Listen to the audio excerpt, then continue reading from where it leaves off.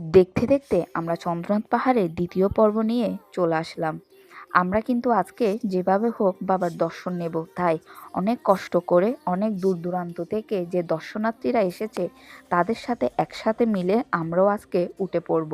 যেভাবে হোক দর্শন কিন্তু আজকে পেতে হবে। তাই এই রোদ গরমের মধ্যে কোনো কিছু অপেক্ষা না করে আমরা বাবার দর্শন নেওয়ার জন্য চলে আসলাম। এখানে আসার পর কি একটা ন্যাচারাল ভিউ পাবেন সেটা আপনি ওই জায়গায় না গেলে কখনোই বুঝতে পারবেন না। এরপর মিষ্টিও কিন্তু অনেক টায়ার্ড ছিল, তারপরও তার মনের মধ্যে যে একটা সাহস ছিল সেটা কিন্তু অসাধারণ। এরপর আমরা সবাই মিলে চলে আসলাম বীরপক্ষ মন্দিরে। এখানে আসার পর উপরের থেকে যে একটা ভিউ পাবেন সেটা ছিল অসাধারণ।